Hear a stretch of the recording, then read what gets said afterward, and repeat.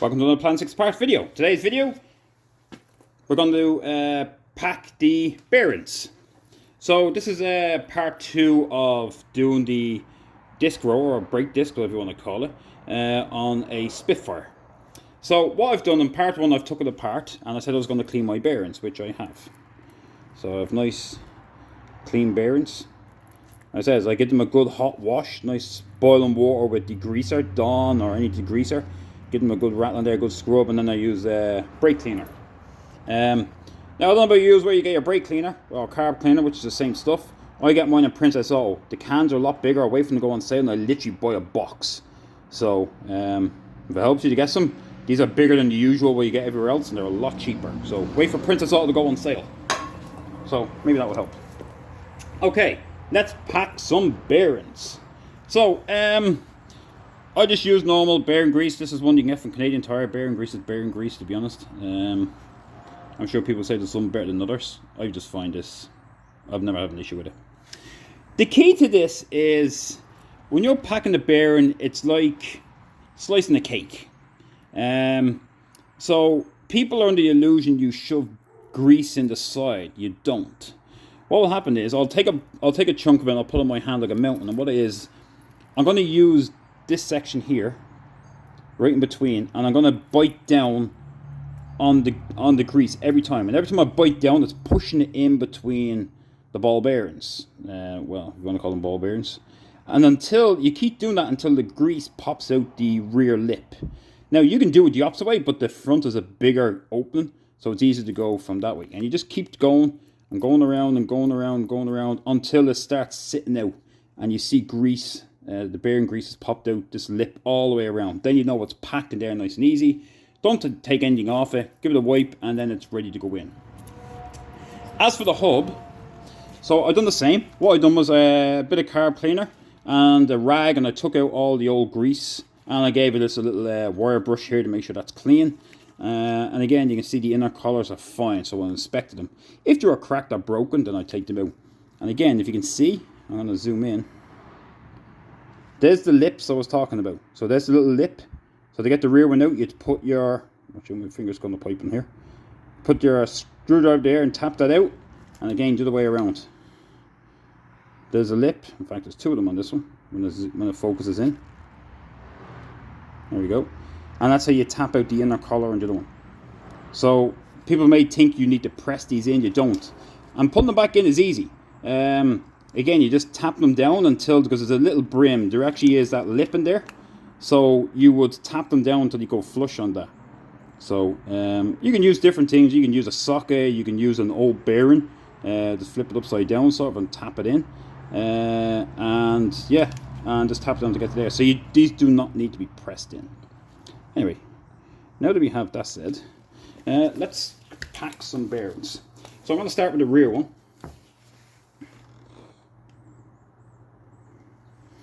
So, nice blob of grease. And like I said, I'm basically just going to edge off the side of it. As I push down, I'm just forcing it through. You can keep going on one spot, but I work my way around and I keep going around and around.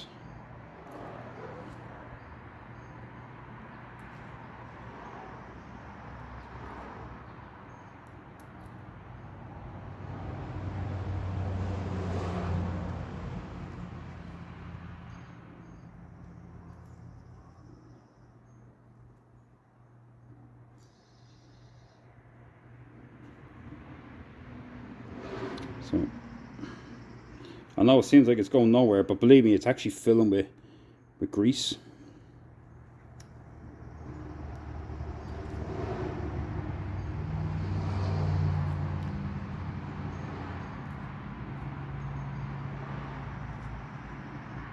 You'd be surprised how much you can get in here.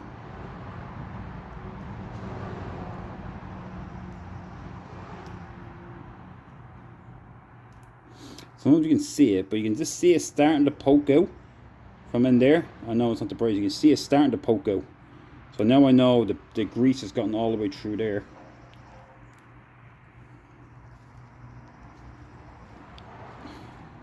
It's definitely a gloved job.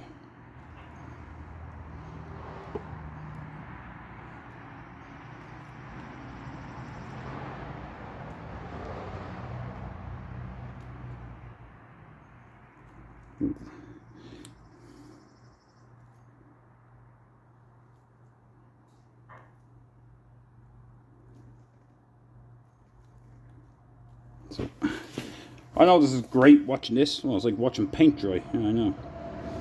But you see, I can see the grease popping through the little between the ball bearings there. And basically that's all I'm going to keep doing till I know that's done. Just like anything, it will spread laterally, if I can say that word right.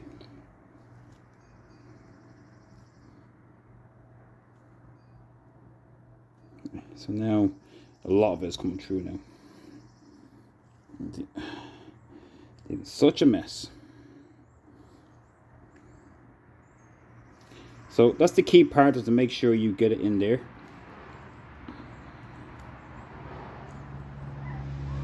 Yeah, that's all in there. So what I'll do is, with the excess is, I have greasy hands. I'm going to put it in the hub. I'm going to put it on the inside of the hub there, because you don't have to fill this thing with grease. Just enough. You just have to put some in there, but not too much.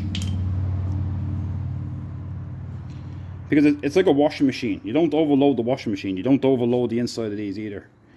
But you don't want to shy of bearing grease either.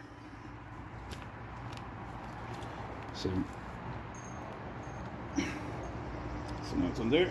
And then that was done.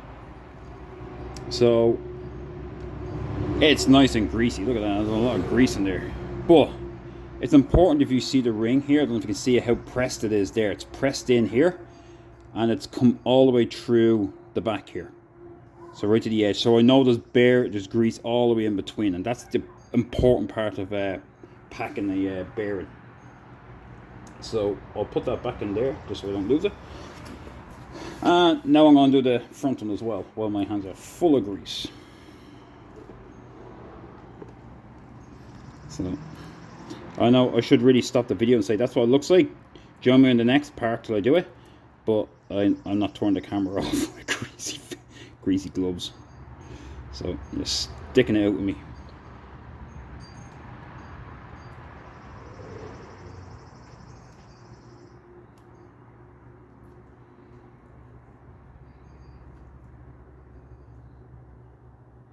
As you can see, I'm just pushing straight down, just down to my finger, and make sure that when it gets there, I'm forcing it up in my hand.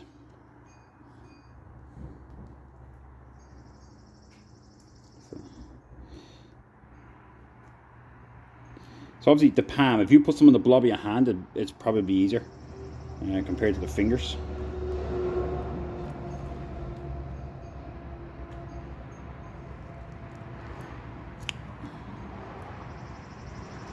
Just because there's more surface area to push down on, to force the grease into the canal, or the channel, whatever you want to call it. Sorry, I'm just looking at it here to make sure it's gone all the way in. It looks like it has.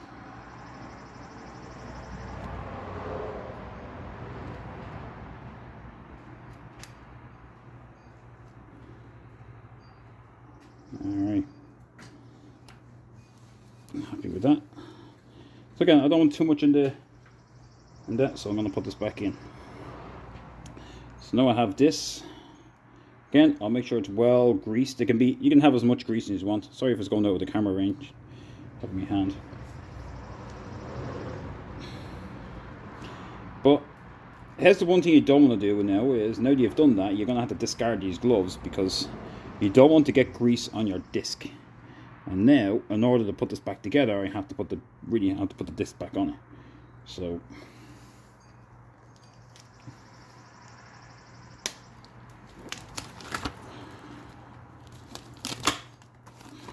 okay, I'm going to end up with greasy fingers, but unfortunately it is what it is. So now I want to put my disc on. I'm going to put the disc on the back of the hub.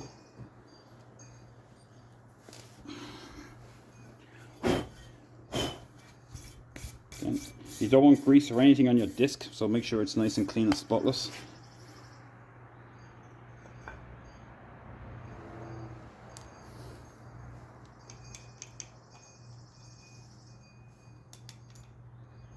I've also taken the stub axle here. I've cleaned that off, and I'll put some bearing grease on that as well. So again, you want to clean off as much grease as you can. My gun has gone missing because I used it to clean up the bearings.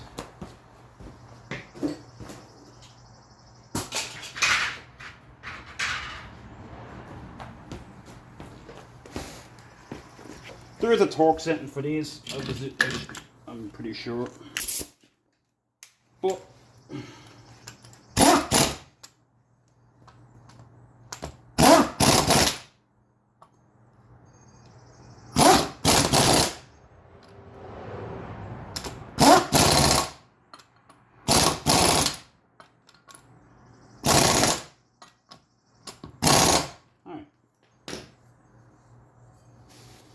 so now we have a nice disc on, our bearing, that's ready to go. So what I'll do now is I will put the this it's basically the ring, the seal or the holder. There's another name for it, I cannot think of it. And that's going to go back in. So just an easy, just tap down easy with it.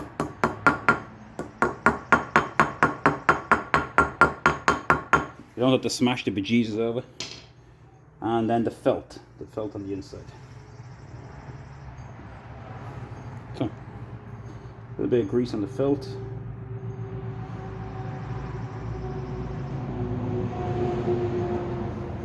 Grease on the stub axle. Again, you don't do it. There's so much on it. You don't really need that much anyway. You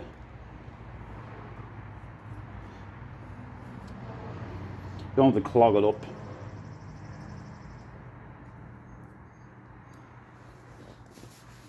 Alright. Now that's on. I can make sure my hands are clean, obviously, because again, you don't want bearing grease on your disc. So I think I got a drop on it. There we go. I said you don't want it on it. There's me putting a bit on it. Alright. Now we can slide it back on. If you wonder why I haven't put the front bearing in yet, I don't need to just yet. Now I'm going to put a front bearing in.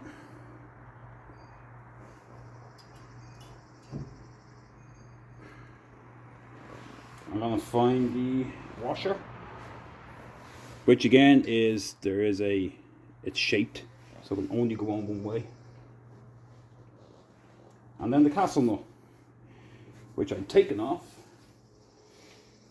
but I haven't cleaned, so.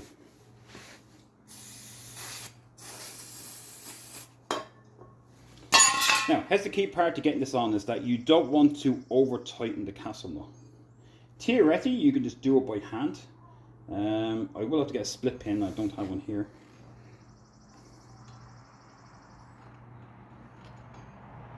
So, remember where your the hole is. So the hole in this case is vertical. Oh, should I say horizontal, not vertical. So, unfortunately the camera won't go down any lower. So, the pin, if I remember where it is without moving it, goes this way. So, if I remember which way it's facing, I'll remember when I put the castle nut on where the hole is, instead of looking everywhere for it.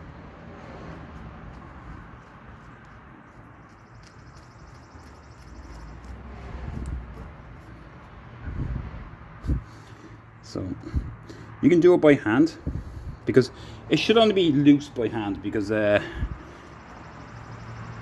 you don't need to torque it. However, what I do like to do, and I don't have it with me, give me 1 second, is I'll ratchet it in a bit to make sure it's in all the way, then I loosen it off to make sure it's compressed in. So now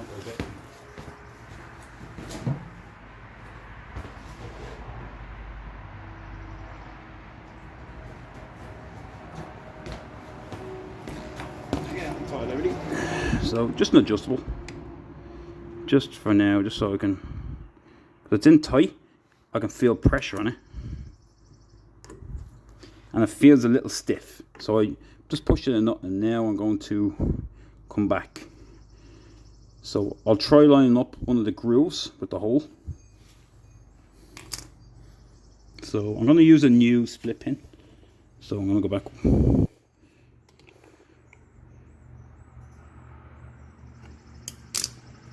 I just don't want any play. So if I pull it, I shouldn't get any bang or pull or wobble. And now I know the pin lines up. Right, it lines up. So what I'm going to do is I'm going to get a fresh one, because obviously that's not the one I'm going to use. Well, I could use it actually, you know what? It looks okay. I'm going to cheap out on this one.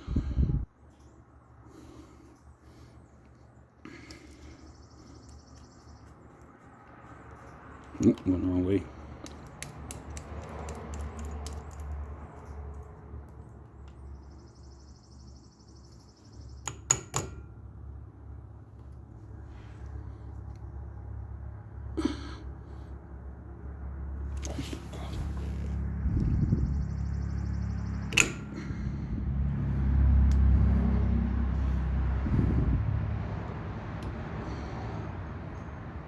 I have to push it in all the way because I have to make sure the cap goes back on.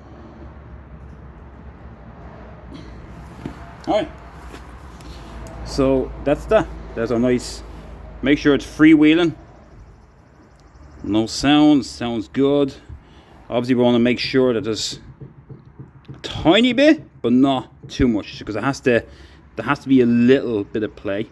But you don't want the ding ding, you don't want it popping in and out. Other than that, this is good now, and I can put my, this I didn't clean out. I'm just going to add a bit more grease to it. And it's not going to do any harm. It's only really just a cover. And then we're going to tap this back in.